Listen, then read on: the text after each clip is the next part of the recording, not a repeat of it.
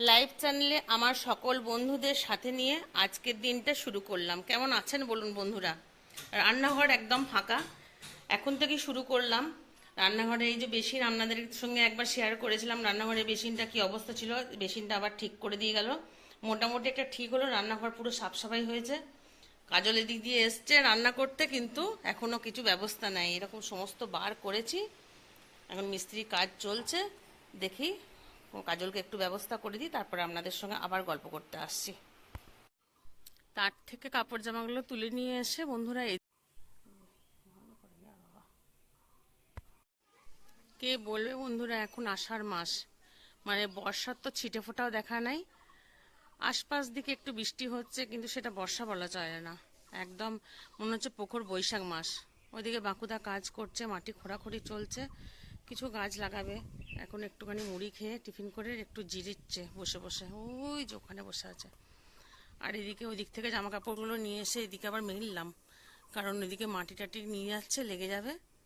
আর রান্নাঘর সেরকম অবস্থাতেই আছে, কিছুই এখনো পরিষ্কার করে উঠতে পারিনি। এই যে জিনিসপত্র এখানে বাইরে বার করাই আছে। আর কোনো রকমের কাজল রান্নাটা করে গেল। এদিকে গ্যাসটা করে দিয়েছি, এই যে রান্না করে গেছে। এরপর আমি আবার একটু পরিষ্কার করব। এখন রান্নাঘর পরিষ্কার করব না, এখন যাব ওপরে। ওপরে এখনো বিছানা তোলা হয়নি। দেখছেন চেয়ার টেবিল সমস্ত এলোমেলো সব চারিদিকে হয়েই আছে জিনিসপত্র। বাজছে এখন 11টা 15। চলুন যাই বন্ধুরা, আর গল্প করব না, করে নিই তাড়াতাড়ি। কাজল রান্না করে দিয়ে যাওয়ার পর বন্ধুরা এখান থেকে জিনিসপত্রগুলো সরিয়েছি, কোনো রকমে একটু পরিষ্কার হয়েছে। আবার মেঘ ঝড় উঠেছে, যদি বৃষ্টি হয় ভগবানের কৃপায় খুবই ভালো। জানলাগুলো বন্ধ করি, ওপরের জানলা দরজাগুলো বন্ধ করি, তারপরে আবার এসে গোছাতে আরম্ভ করব। এই সেলফটা এখানে ঢুকিয়েছি, রান্নাঘরের মধ্যে রেখেছি, এটাকে কিছুটা মানে গোছানো হয়েছে। চলুন, ভীষণ ঝড় এসছে, আমি গুছিয়ে নিয়ে আগে করে নিই, জানলাগুলো বন্ধ করে নিই তাড়াতাড়ি। আর ঠাকুরকে ডাকি যেন বৃষ্টি হয়, হে ভগবান। বর্ষা তো এখন একদমই নাই, কে বলবে আষাঢ় মাস।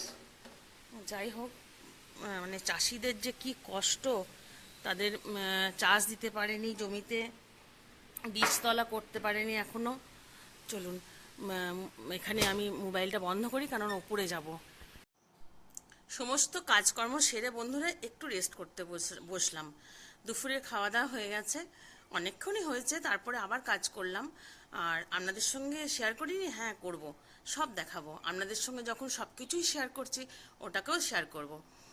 আর আজকে রান্না হয়েছিল বিরি কলাইয়ের ডাল। আমরা কিন্তু শুধুই কলাইয়ের ডাল বলি, কেউ বুঝতে পারবে না বলে বিরি কলাই বললাম। আর ফুলকপি আলু পটল দিয়ে তরকারি, আর উচ্ছে, হ্যাঁ একটু উচ্ছে আলু ভাজা, আমের চাটনি ছিল, চাটনি নয় আচার করেছিলাম সেটাই নিয়েছিলাম, আর দই ছিল।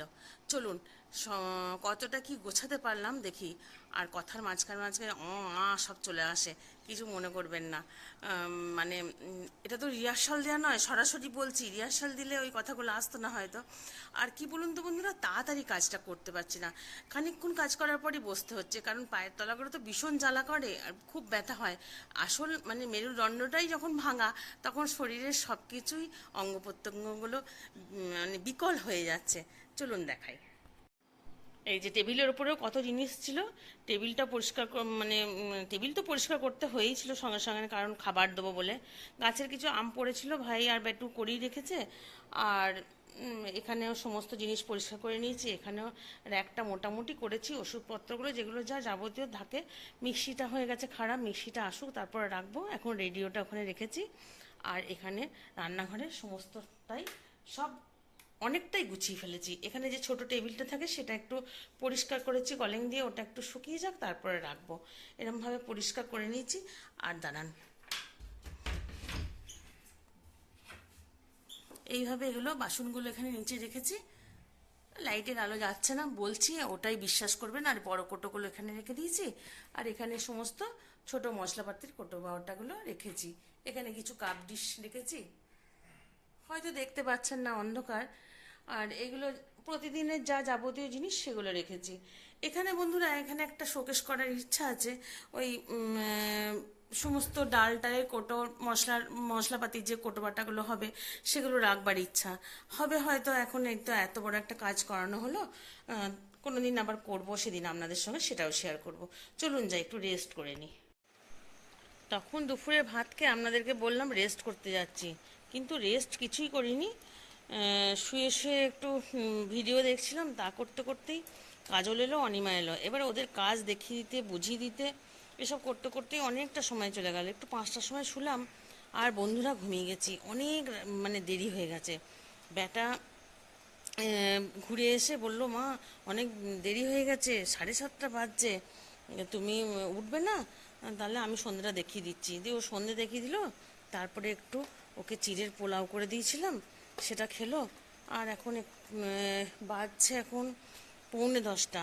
ওর বাবা এক্ষুনি মানে মেজবাবু এক্ষুনি ফোন করেছিল, আমার জামা একটা প্রেস করে রাখতে পারবে, তাহলে আমি পরে যাব কালকে, একটু করে রেখো।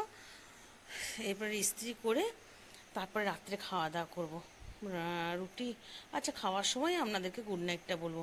তাড়াতাড়ি করে প্রেসটা করে নিই। ইস্ত্রিটা হয়ে গেল, এটা পরে কালকে যাবে মেজবাবু ছোট ননদের বাড়ি। আমারও যাওয়ার কথা ছিল বন্ধুরা। চলুন খাবারটা বাড়তে বাড়তেই গল্পটা করি। আমার যাওয়ার কথা ছিল, কিন্তু আমি বন্ধুরা আর জার্নি করতে পারছি না, খুব কষ্ট হচ্ছে আমার, মানে একটুতেই হাঁপিয়ে যাচ্ছি। আর আজকে রান্না হয়েছে, রুটি তো হয়েইছে, আর এখানে একটু শিমলা মির্চি, আলু, ফুলকপি একটু ভাজা করেছি, একটু মিষ্টি আছে, আর আমাদের গাছের আম কাটবো একটু, ব্যাস। তাহলে বন্ধুরা আজকের ভিডিওটা এখানেই শেষ করি। অনেক রাত হয়ে গেছে, বলুন কটা বাজছে না, 10টা 10 বাজছে। আজকের ভিডিওটা এখানেই শেষ করি। সবাই ভালো থাকবেন, সুস্থ থাকবেন। এবং এত গরম, একটু বৃষ্টি হলো তাতে গরম তো গেলই না, মাটি ভিজলই না ভালো করে। ভেবেছিলাম বাগানটা ভিজলে ভালো করে সবজিটা লাগানো হবে, কিন্তু তার হচ্ছে না। সবাই ভালো থাকবেন, সুস্থ থাকবেন, এবং বেশি বেশি করে জল খাবেন গরমেতে। চলুন খাবারটা বেড়ে নিই, তাহলে আবার একটা নতুন ভিডিও সাথে নিয়ে আপনাদের সঙ্গে আবার গল্প করতে আসবো। ততক্ষণের জন্য টাটা, গুড নাইট।